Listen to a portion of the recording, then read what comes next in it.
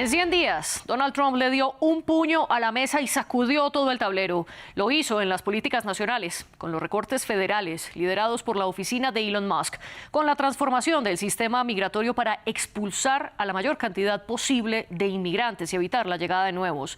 Con peleas con jueces, con universidades y con demócratas que demandan algunas de sus acciones como presidente de Estados Unidos. Y arrodilló a varias de las firmas de abogados más prestigiosas del país.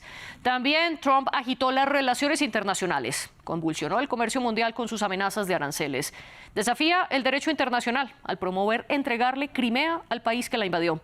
Presiona a la OTAN y defiende a capa y espada su intención de comprar a Groenlandia, convertir a Canadá en el Estado 51, recuperar el control del Canal de Panamá y renombrar el Golfo de México.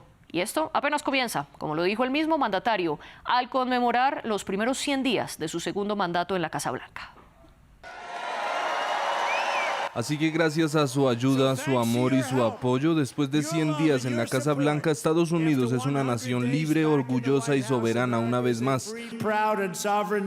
Y nuestro magnífico destino está más cerca que nunca. Está más cerca que nunca. No tienen ni idea de lo cerca que está. Nuestra edad de oro apenas ha comenzado. Somos un solo pueblo, una sola familia y una nación gloriosa bajo Dios. Nunca nos rendiremos, nunca nos daremos por vencidos, nunca retrocederemos.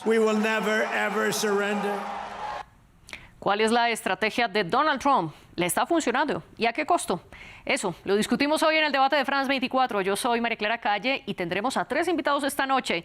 El primero de ellos nos acompaña en nuestro estudio en Bogotá. Se trata de David Fernando Varela, docente de la Facultad de Ciencias Jurídicas de la Pontificia Universidad Javeriana, consultor de varios organismos mundiales y doctor en asuntos internacionales de Johns Hopkins University. Y desde Miami se unen 2 invitados más. Esteban Hernández, periodista y analista político republicano, y Leonarda Durán Buique, analista política y estratega demócrata. Un placer estar con ustedes 3 esta noche. Antes de comenzar nuestra conversación, los invito a ustedes 3 y también a nuestra audiencia a que nos sigan en redes sociales, donde estamos como @France24_ES, y como ustedes ya saben, mi cuenta personal es @MariaClaguirre. También pueden escuchar todos los episodios de El Debate en Apple Podcasts, Spotify, Deezer y TuneIn. David Fernando Varela, bienvenido a El Debate de France 24. ¿Cómo definiría usted la estrategia que ha usado Donald Trump en sus primeros 100 días?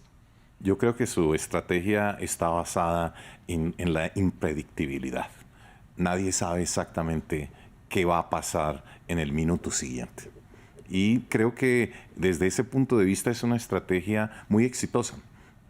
Para el señor Trump es una oportunidad de sorprender a todos los actores políticos, domésticos e internacionales.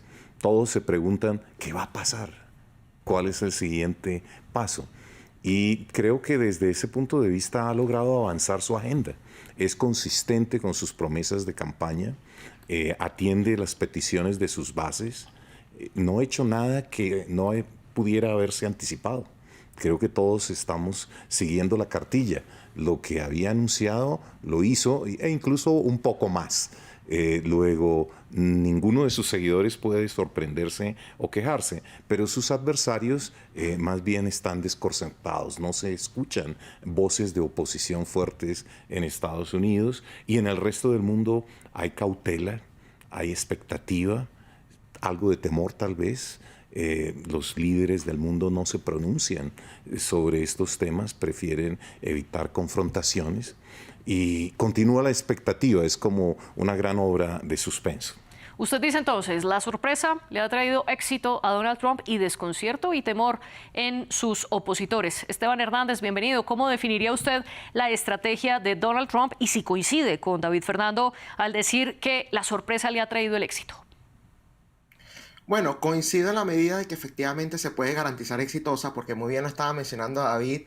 Acá él se está abocando a las promesas que hizo durante su campaña desde todo punto de vista, incluso las críticas que sus seguidores, incluyéndome yo, que evidentemente no vamos a estar de acuerdo al 100% de las cosas, le podamos tener. Lo que no podemos decir es que nos engañó, es que nos está mintiendo. Muy por el contrario, es uno de los pocos políticos, y por eso es que quizás le ha chocado a muchas personas y sobre todo al Partido Demócrata. Es uno de los pocos políticos que ha cumplido absolutamente todas sus promesas, o por lo menos está encaminado a ello en apenas unos meses, en solo 100 días que se cumplieron recientemente desde su regreso a la Casa Blanca. Yo no estoy tan de acuerdo en el tema de que es impredecible. Quizás la parte que no se puede predecir es la estrategia que utiliza justamente para la implementación, pero partiendo de la base de que todo esto fue algo que él había dicho que iba a aplicar durante la campaña en el ámbito de inmigración, en el ámbito de economía, en el ámbito del DEI, de la inclusión forzada, ¿no? De la discriminación positiva, como la llaman en español. Hemos visto que desde el día 1 él comenzó ya a firmar órdenes ejecutivas e incluso a mover a sus aliados dentro del Poder Legislativo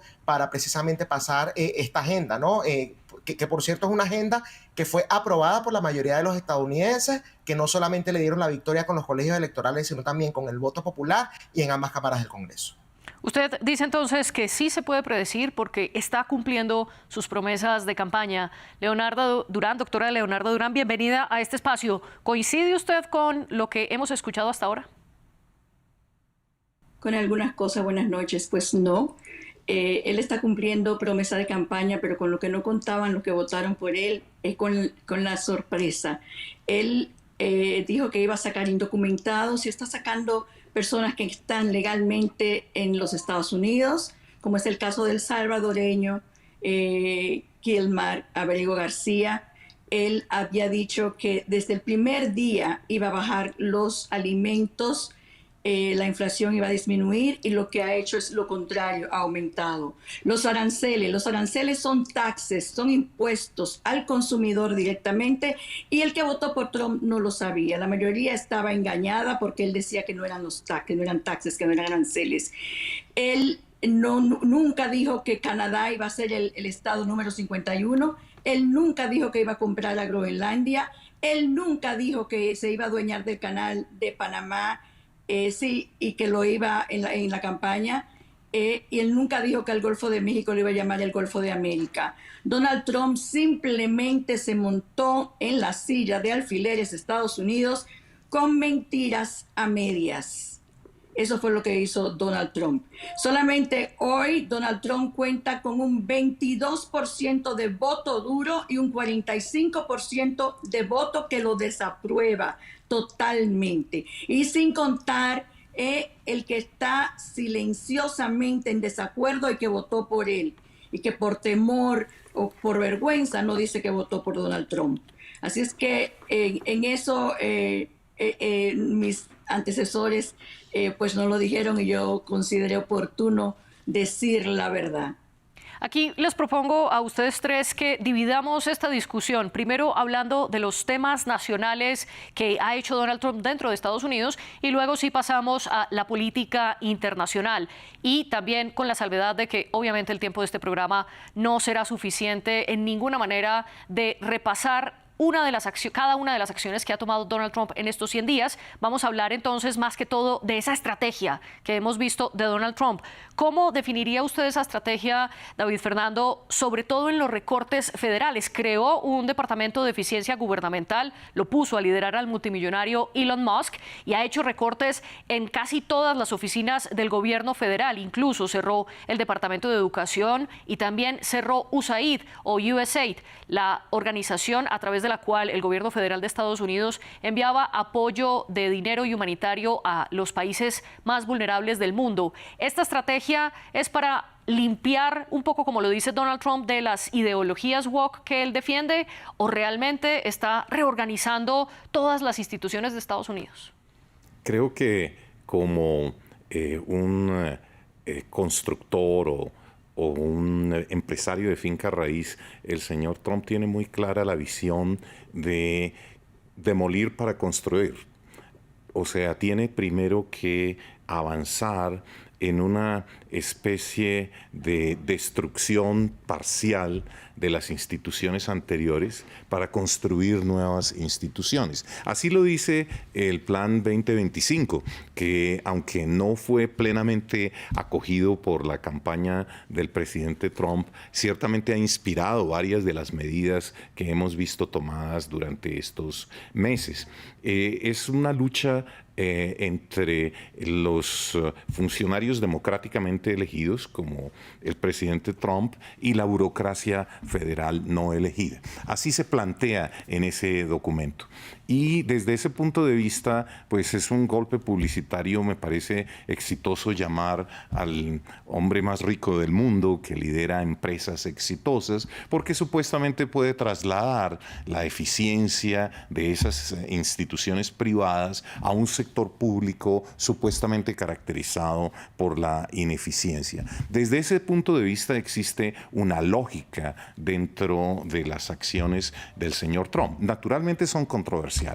Es natural que haya oposición, y estos 100 días se ha visto, y que haya muchos perdedores, pues los funcionarios o los contratistas federales que han dejado de trabajar durante este periodo. Y también que los tribunales se estén inundando de todo tipo de reclamaciones contra esas decisiones. Luego todavía nos queda un largo trayecto para recorrer hasta qué punto puede avanzar la demolición de las antiguas instituciones y cómo puede avanzar la reconstrucción o construcción de unas nuevas.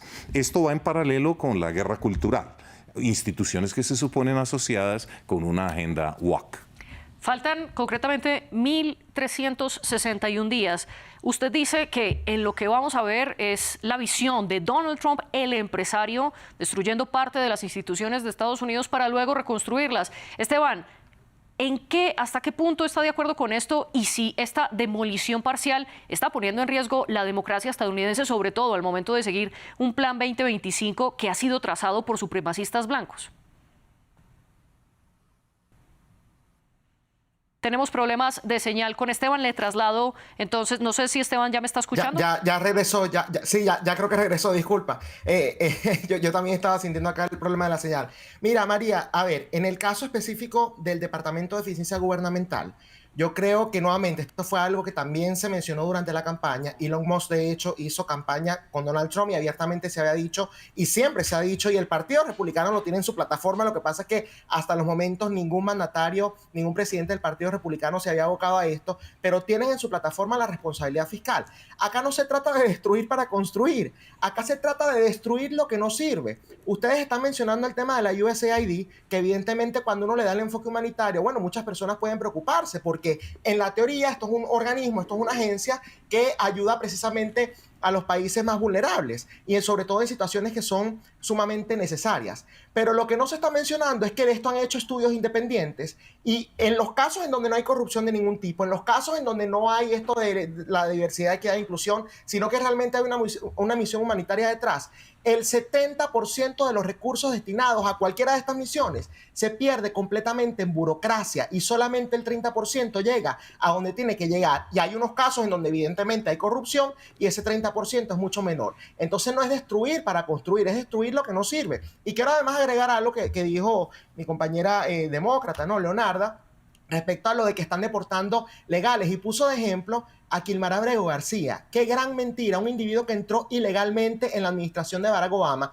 repito, entró ilegalmente, que dos cortes en el año 2019 dictaminaron que efectivamente era un miembro de las maras salvatruchas y le dieron una protección sencillamente por una guerra de bandas, porque él, siendo miembro del M-19, dijo que tenía miedo de regresar a El Salvador y ser agredido o ser asesinado por otra banda delincuencial de ese país. Cuestión que, por cierto, según dicen los informes de ICE, cuando lo deportaron, él dijo que ya no tenía miedo de regresar. Pero en el año 2019 ya se había dictaminado eso y de hecho se había dado una orden de deportación. No solo eso, su esposa lo denunció por agresión doméstica. Su esposa dijo, y está en un testimonio firmado, que ella temía por su vida porque el individuo era violento. Y hoy justamente salió otro documento judicial en donde el ex esposo de la actual esposa de Kilmar Abrego García en el año 2018 trató de quitarle la custodia a sus hijos, justamente a la señora Jennifer Vázquez, que es la esposa de Kilmar Abrego García, y esto fue lo que puso firmado en un testimonio, porque ella estaba saliendo con un pandillero. Entonces acá lamentablemente lo que se han agarrado es de banderas que estoy seguro les van a pasar factura en las elecciones de medio término, tanto con el Departamento de Eficiencia Gubernamental, porque lo que están diciendo son una cantidad enorme de mentiras, como precisamente con estos casos de las deportaciones de supuestos ciudadanos ilegales, que de legales no tenían absolutamente nada. Mientras usted hablaba, Leonarda negaba con la cabeza. Ya le voy a dar la palabra a Leonarda, pero antes, Esteban, le pido que responda a la pregunta que le hago. El Plan 2025 está siendo ampliamente implementado durante esta administración, a pesar de que los votantes no eligieron el Plan 2025, eligieron al republicano Donald Trump. ¿Por qué entonces hace parte de su política de gobierno este plan?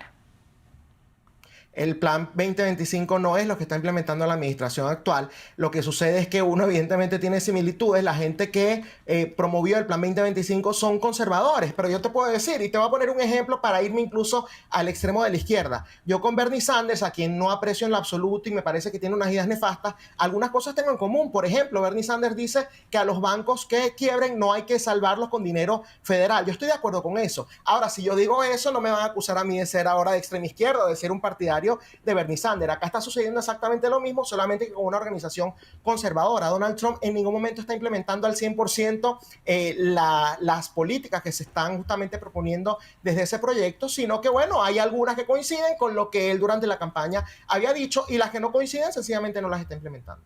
Usted dice que lo que está haciendo Donald Trump es destruir lo que no sirve y librar una batalla en contra de la burocracia. Al respecto, el multimillonario Elon Musk dice que su equipo, DOGE por sus siglas en inglés, que significa Departamento de Eficiencia Gubernamental, lo que está implementando es las mismas políticas que él ya hizo en sus empresas privadas, en X, en Tesla, donde se dedicó a analizar qué no funcionaba para recortar presupuesto, recortar los empleos que no eran necesarios y así optimizar el trabajo. Leonarda, ¿se necesita entonces la eficiencia de las empresas dentro del gobierno federal estadounidense y en esa medida es válido lo que está haciendo Donald Trump con Elon Musk? Mira, claro que necesitamos más eficiencia en el gobierno. Lo que no estoy de acuerdo yo es con el modo que lo hizo Donald Trump y Elon Musk. Elon Musk aportó $270 millones a la campaña de Donald Trump y se compró un presidente de los Estados Unidos. Fíjate que los recortes que ha hecho Elon Musk no se pueden llamar recortes, es llevarse pedazos, llevarse centro de lo que ha sido notorio en este país. Están cortando al Medicaid, le están cortando. A USAID, como dijo el exponente republicano, USAID. ¿Tú sabes cuántos niños están muriendo en África porque no les llega ya la atención que les llegaba? Las personas que están muriendo por hambre, por sed, porque todo lo que daba USAID a los países extranjeros, pues no les está llegando, y esto está causando la muerte y la destrucción económica de muchísimos países tercermundistas. Otra de las cosas más importantes es también que Elon Musk fue un recorte sin pensar, porque quitarle el trabajo a casi 300,000 personas y tener casi en la meta, quitarle el trabajo a casi 80,000 veteranos que firmaron para dar sus vidas por este país y que hoy se encuentran sin trabajo. Yo no creo que sea una política que lo vaya a llevar a él como él quiere a reelegirse en el 2028. Elon Musk fue tan nefasta, tan destructora y con tan poco deseo del pueblo estadounidense de que se quede, que tuvo que retirarse, porque las huelgas que le hacían frente a los dealers de sus automóviles era diario. Y Elon Musk perdió billones de dólares por la asociación con Donald Trump. ¿Por qué? Porque ninguno de los recortes de DOGE han sido aceptados por el pueblo estadounidense. Nosotros, el pueblo estadounidense y los que votaron por Donald Trump, no firmaron para eso. Quiero preguntarle a usted, David Fernando, usted hablaba un poco y adelantaba uno de los temas y es esa confrontación del presidente con la justicia. Como ya lo habíamos mencionado, la Corte Suprema de Justicia le ordenó al gobierno de Donald Trump facilitar el regreso de Kilmar Abrego García, el salvadoreño deportado por error hacia El Salvador y que ustedes ya han mencionado. A pesar de esto, Donald Trump dice que la Corte ni ningún juez puede determinar la política exterior del país. ¿Tiene razón el presidente? Este es un debate que están comenzando los abogados especializados en la materia y he escuchado varios puntos de vista. Naturalmente las normas constitucionales siempre están abiertas a interpretación y la Constitución misma evoluciona. Pero en el diseño original es claro que los tres poderes del Estado tienen sus funciones separadas y diferentes y naturalmente hay pesos y contrapesos. Tradicionalmente las órdenes judiciales en Estados Unidos han merecido el respeto y la obediencia de los otros poderes, principalmente del Ejecutivo. El debate que se abre aquí es ese de si el señor Trump cumplirá o no esa orden de repatriar. Hasta ahora ha dicho que no tiene deseos de hacerlo, que puede hacerlo, pero que no quiere hacerlo. Y lo ha dicho de una manera muy contundente. Si esto precipita o no una crisis constitucional es algo que veremos también en los próximos días o meses, si la Corte Suprema insiste, si se interponen nuevos incidentes de desacato. Las firmas de abogados, naturalmente, están movilizando sus recursos. Algunas de ellas han sido explícitamente cuestionadas por la administración Trump y se les ha retirado contratos. También las universidades, que tienen facultades de derecho muy prestigiosas, han recibido advertencias sobre posibles recortes del financiamiento federal si no adaptan sus políticas a los lineamientos de ese gobierno. Luego estamos en medio de un rebalanceo, recalibramiento del poder en Estados Unidos. ¿Hasta dónde puede ir el señor Trump? ¿Hasta dónde los tribunales pueden objetar sus decisiones?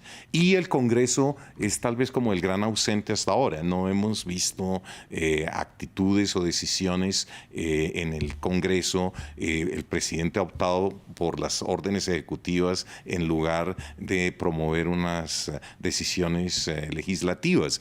Luego también tendremos que ver cómo a medida que se acercan las elecciones de mediano plazo en Estados Unidos, el Congreso se reactiva y tanto en el Partido Demócrata como en el Republicano aparecen voces disidentes o discordantes con las opiniones del señor Trump y de su gobierno. Esto es parte de los pesos y contrapesos de un sistema democrático y creo que hay tensiones siempre, hay fricciones entre los tres poderes. No creo ni observo todavía ningún colapso. Algunos otros expertos lo han anunciado, pero creo que sí existen todas las protecciones de la Constitución misma y veremos cómo las interpretan los tribunales y cómo actúa el Congreso también. 143 órdenes ejecutivas ha firmado el presidente Donald Trump desde que regresó a la Casa Blanca. Es el mandatario que más de estos documentos ha firmado en sus primeros 100 días de mandato y, como usted bien lo decía, órdenes ejecutivas no necesitan pasar por el Congreso. Quiero preguntarle, Esteban, sobre esos pesos y contrapesos. ¿Qué pretende Donald Trump al criticar algunas de las decisiones de la rama judicial y también al irse en contra de diferentes universidades como Columbia y Harvard? Bueno, lo primero que hay que entender es que en el caso específico de la crítica, que fue la palabra que usaste, todos tenemos derecho a criticar absolutamente todo y a cuestionar absolutamente todo. Acá lamentablemente se ha impulsado esta noción de que alguien sencillamente porque tiene toga está en un plano superior y no se equivoca en ninguna oportunidad y no tiene ningún tipo de agenda detrás, cuando realmente hemos visto que incluso jueces han caído en cuestiones totalmente ilegales. Hoy, por ejemplo, están investigando a 2 jueces, ¿no? A una de Wisconsin porque le permitió a un individuo, un inmigrante ilegal, que estaba, por cierto, en su corte por presunta violencia en contra de 2 individuos. Y bueno, la jueza sencillamente para que evadiera la policía de inmigración, ICE, lo llevó a su oficina y le dio como una especie de salida especial que ella tenía a través de su oficina. Es decir, permitió que un individuo que estaba ilegal siendo buscado por la policía evadiera la ley. Hubo otro individuo en Nuevo México que fue también apresado y ahora le han quitado su licencia, por lo menos de manera temporal mientras lo investigan, porque le había dado refugio él y su esposa a un presunto miembro del Tren de Aragua. Otra vez una persona, y no solamente que le dio refugio, lo cual evidentemente ya es bastante grave, sino que también aparentemente le dio armas, cosa que, bueno, la segunda enmienda de acá establece que eso es un derecho, pero no para individuos que entraron de manera ilegal a este país, ni mucho menos que formen parte de bandas delincuenciales. Entonces yo creo que esa parte es importante. En segundo lugar, ¿qué desacato se puede estar hablando cuando la Corte Suprema, que de manera unánime justamente dictaminó que el gobierno de los Estados Unidos tenía que facilitar el regreso de Kilmar Abrego García, yo he escuchado incluso analistas que son del lado demócrata que dicen que la Corte Suprema no utilizó ese, y estoy hablando de analistas jurídicos, de gente que es experta en la materia, ¿no?, que no usaron ese lenguaje de manera accidental, que la palabra facilitar precisamente lo que indica es que si El Salvador accede a traerlo de vuelta, entonces Estados Unidos tiene que facilitar su regreso, ofreciéndole, por ejemplo, un avión justamente para que regrese a este territorio. La Corte Suprema en ningún momento dictaminó que lo tenían que ir a buscar, que sería ya otra cosa.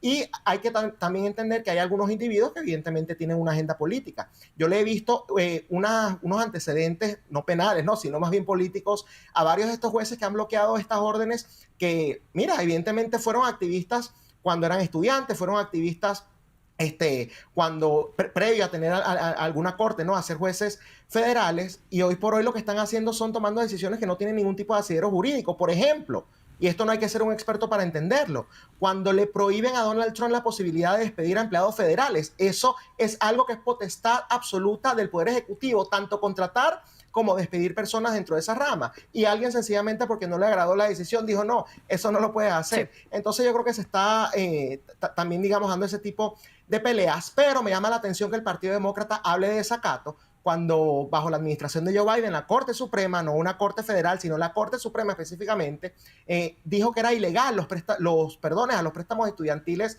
que Biden había ofrecido, y los demócratas abiertamente dijeron, vamos a desafiar esa decisión, o estaban incitando, ¿no?, a Joe Biden a que desafiara esa decisión. Entonces, no me hablen de desacato, no me hablen de una crisis judicial o jurídica, cuando justamente bajo Joe Biden realmente sí hubo algo por el estilo y nadie dijo absolutamente nada. Usted menciona uno de los puntos que defiende el presidente estadounidense, y es que la rama judicial está sobrepasando su potestad e interfiriendo en los poderes que tiene el Ejecutivo, por ejemplo, en materia de política exterior con el caso de Abrego García, o en materia interna al momento de decidir sobre los empleados de la rama ejecutiva en el gobierno federal. Leonarda, en efecto, la justicia está interfiriendo en el mandato del presidente Donald Trump y con una intención ideológica detrás. No, absolutamente no.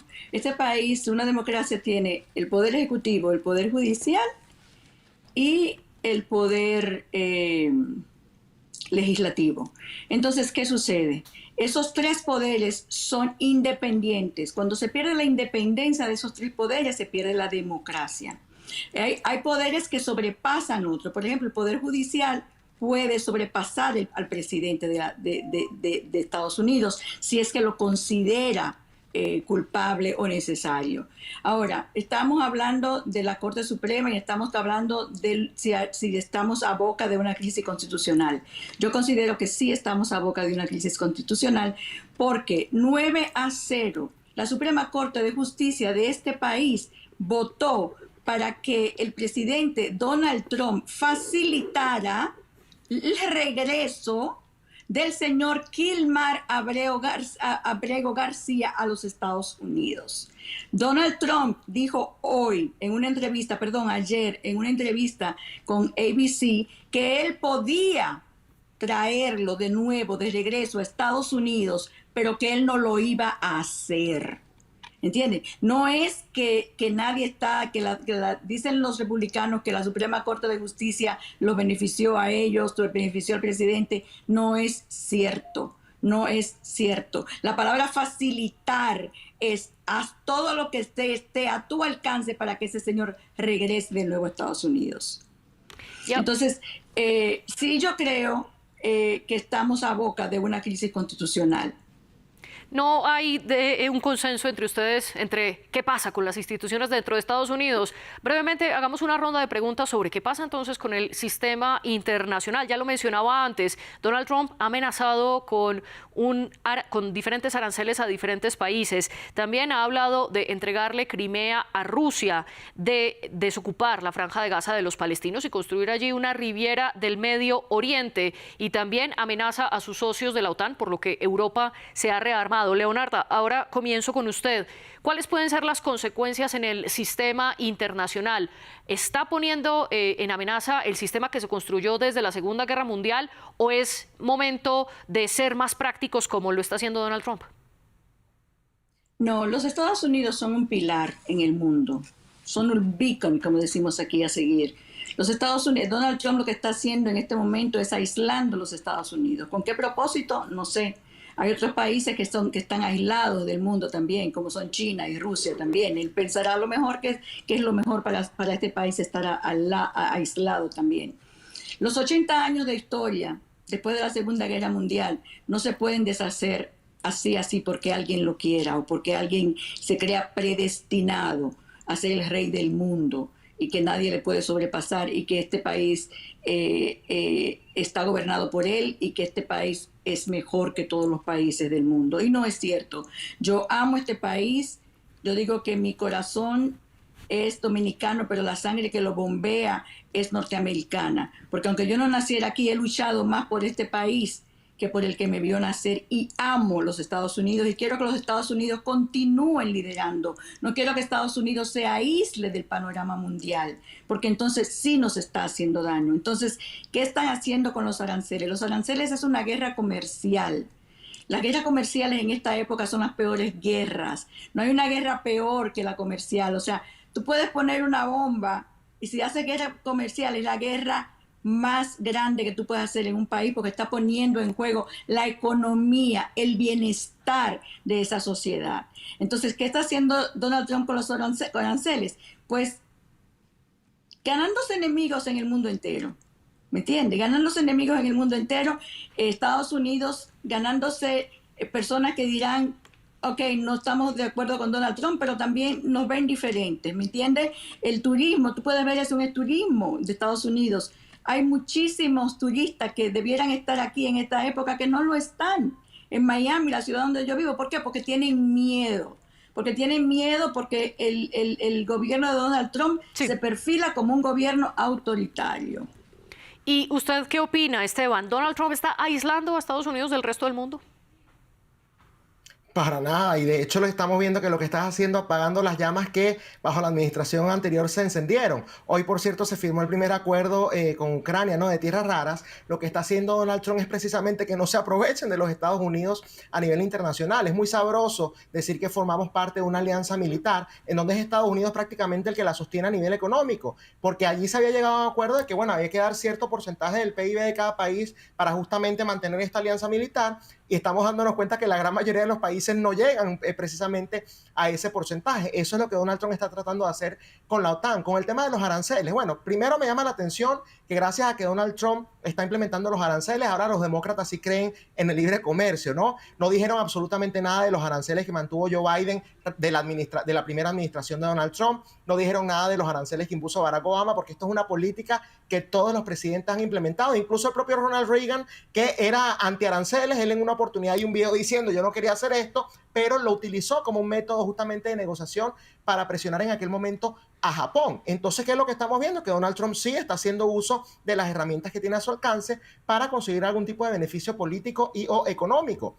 Fíjate algo, yo soy anti-aranceles y lo digo abiertamente, y yo soy muy escéptico respecto a el efecto que esto pueda tener. Sin embargo, si le dimos 4 años a Joe Biden para que destrozara la economía, yo le quiero dar a Donald Trump unos meses para que justamente trate de arreglarla, metiéndole presión a los demás países de la comunidad internacional para conseguir unos acuerdos comerciales más justos de los que justamente hemos estado observando en estos últimos tiempos. ¿Por qué la gente critica los aranceles de Donald Trump, pero no critican, por ejemplo, los aranceles que le puso la Unión Europea a Estados Unidos? No critican los aranceles de Canadá o de México a Estados Unidos. Canadá incluso en algunos productos lácteos tiene aranceles de 298%, casi el triple, o sea, lo que vendría a ser precisamente el impuesto, como estaba mencionando Leonarda en unos segmentos, en una intervención que tuvo ya hace varios minutos, ¿no? Los aranceles evidentemente son un impuesto a la importación, pero ¿por qué solo los critican si es Donald Trump el que los implementa y no hablan entonces de los demás países que están haciendo exactamente lo mismo? Yo creo que hay que tener acá un poco de consistencia, y lo que vemos es que sí hay avances bastante importantes. Ya se dijo que con la India, que con Japón, que Corea del Sur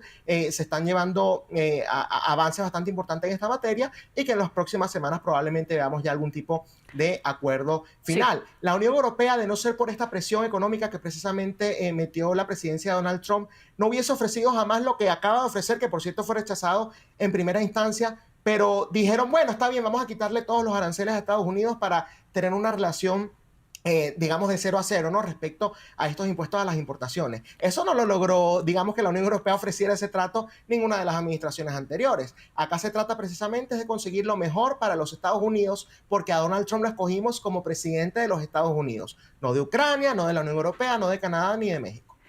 Y David Fernando, termino con usted. ¿Donald Trump está aislando a Estados Unidos con sus políticas internacionales o está apagando las llamas de gobiernos anteriores?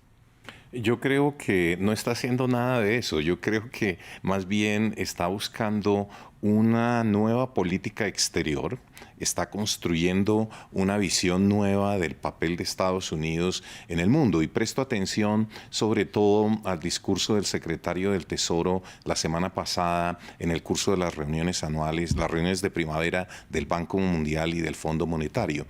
Estados Unidos, dijo abiertamente el señor Bessent, quiere continuar en esos dos foros multilaterales claves para la economía mundial, pero quiere ejercer un liderazgo diferente en torno a una agenda distinta, pero no habló de retirarse de esos organismos, algo que proponía la Agenda 2025. Más bien insistió en que Estados Unidos, fundador de los organismos de Bretton Woods, consideraba necesario permanecer en ellos, pero sí esperaba cambios en la agenda de esos organismos financieros internacionales. Luego, yo sí creo que está buscando un nuevo lugar en el mundo, pero un lugar clave, ciertamente un lugar central. Y en 30 segundos, David Fernando, ¿qué esperar de estos casi 4 años que le restan a Donald Trump? ¿Conseguirá ese nuevo lugar en el mundo? Yo creo que está dando unos pasos firmes, que está generando muchas sorpresas, pero que tiene los recursos esenciales del poder. Estados Unidos es el país líder en ciencia y tecnología, y creo que la ciencia y la tecnología están marcando la economía del mundo. Creo que con esas dos herramientas solas tiene un gran potencial el país y su gobierno. Gracias a David Fernando Varela, Esteban Hernández y Leonarda Durán por acompañarnos en el debate y exponer sus argumentos, que justo para eso es este espacio. Un agradecimiento también a nuestra jefa de edición, Laura Garzón, y la jefe de invitados, Tania Herrera, y como siempre al equipo que hace este programa posible. Ustedes vean más en france24.com.